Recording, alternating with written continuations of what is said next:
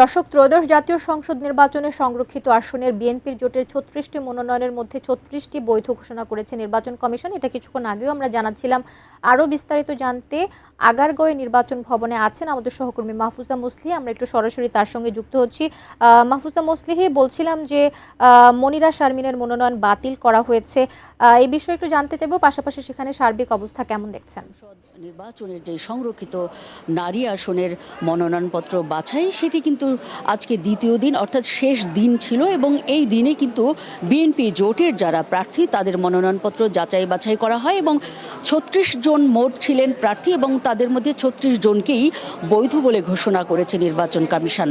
তার আগের দিনের যদি খবর আমি জানাই যে গতকাল অর্থাৎ বুধবার কিন্তু ছিল এর বাইরে আমরা যদি বলি যে বিরোধী যে দলীয় যে জোটটি অর্থাৎ জামাত ইসলামের সঙ্গে যে জোটটি ঐক্যবদ্ধ হয়েছে অর্থাৎ 11 দলীয় নির্বাচনী যে জোট, সেটিতে কিন্তু আমরা দেখেছি যে মোট 13 জন প্রার্থীর মধ্যে 12 জনকে বৈধ বলে নির্বাচন কমিশন ঘোষণা করেছে। তবে একজন অর্থাৎ এনসিপি নেত্রী মনিরা শারমিনকে অবৈধ বলে ঘোষণা করেছিল এবং বলেছিল যে আজকের জন্য আসলে স্থগিত করা হলেও এটি পরবর্তী সময়ে যদি তিনি তার প্রয়োজনীয় ডকুমেন্টস এখানে জমা দিতে পারে তাহলেই কেবল বৈধতা পাবে।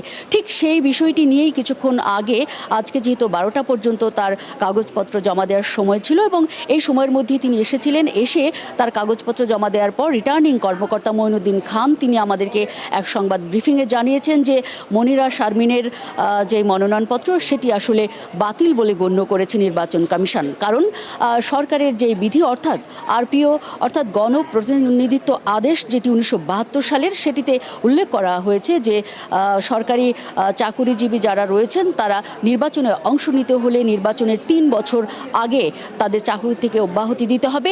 এই বিষয়টি আসলে অনুপস্থিত ছিল মনিরা শারমিনের কাছে, কারণ হচ্ছে তিনি 25 সালে মাত্র তিনি সরকারি চাকরি থেকে অব্যাহতি দিয়েছেন। তবে মনিরা শারমিন আমাদের সঙ্গে যেটি কথা বলে জানিয়েছেন যে এই আইনটি আসলে নারীর রাজনৈতিক ক্ষমতায়নের ক্ষেত্রে একেবারে বড় বাধা হিসেবে কাজ করছে।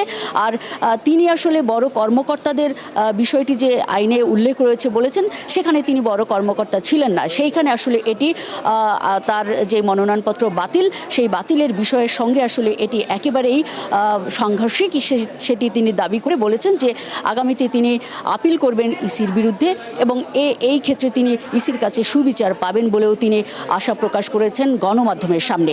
জি কবিতা, এই ছিল নির্বাচন ভবন থেকে আমার কাছে সবশেষ পরিস্থিতির খবর।